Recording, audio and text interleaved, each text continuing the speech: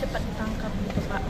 Dan karena saya dapat dari istrinya itu selalu dia melotot-melotot mata istri yang menjemput suami saya itu Pak. Karena saya satu sekolah sama anak saya, sisinya gitu Pak. Jauh ini ada nggak dari keluarga para pelaku yang mendatangi kakak untuk minta berdamai atau gimana?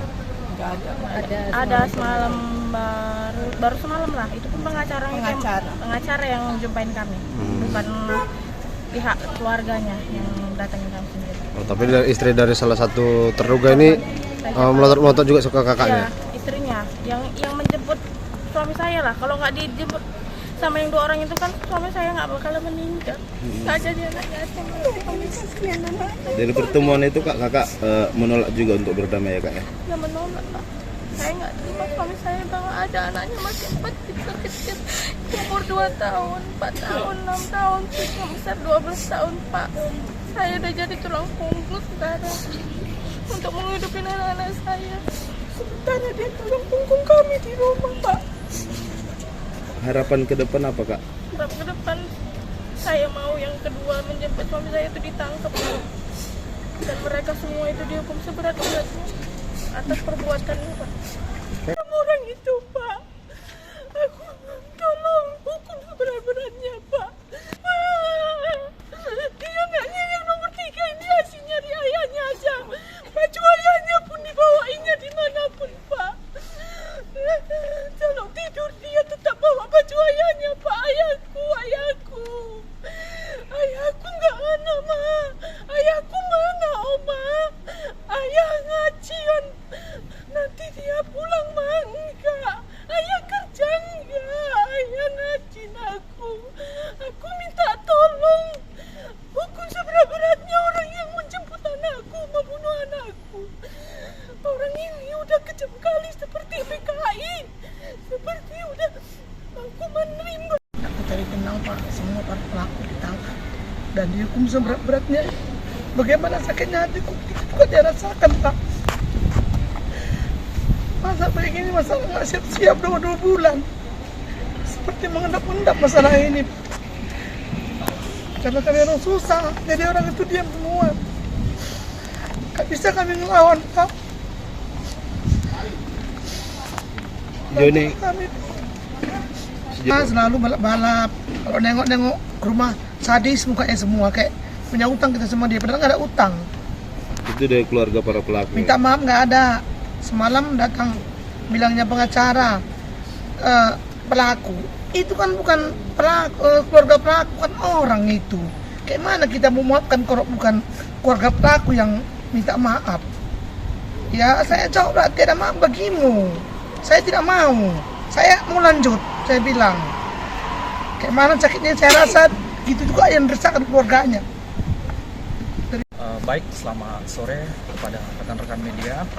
Kita dari LBH BKB Sumut telah koordinasi langsung kepada penyidik di Resmob, yang mana hari ini kita koordinasi terkait kasus pembunuhan yang terjadi pada klien kita almarhum.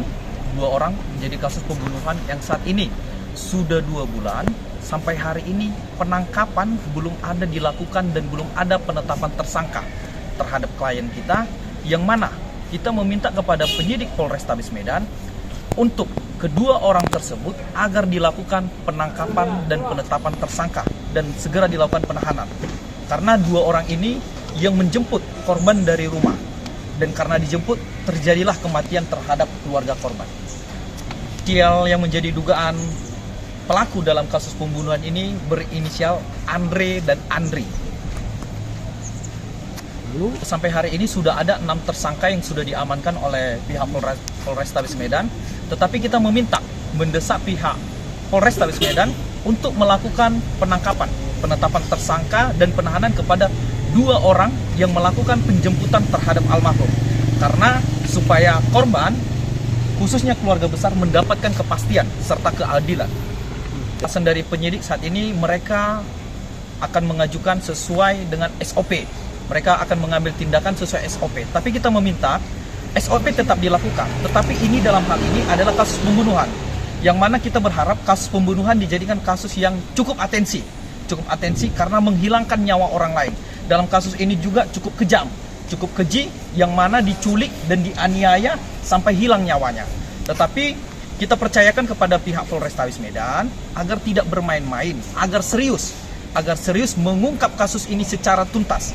Kalau memang ada keraguan terhadap terduga pelaku, maka kita meminta khususnya kepada Bapak Calvin Simanjuntak selaku Kapolrestabes Medan untuk dilakukan rekonstruksi atau reka adegan supaya kasus ini terungkap secara jelas dan tuntas.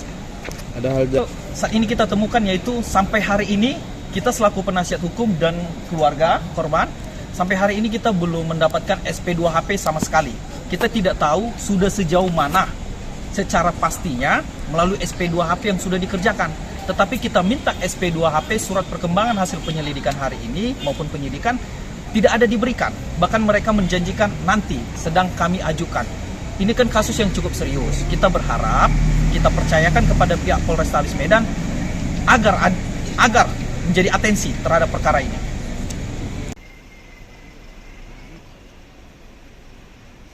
Download Tribun X sekarang, menghadirkan lokal menjadi Indonesia.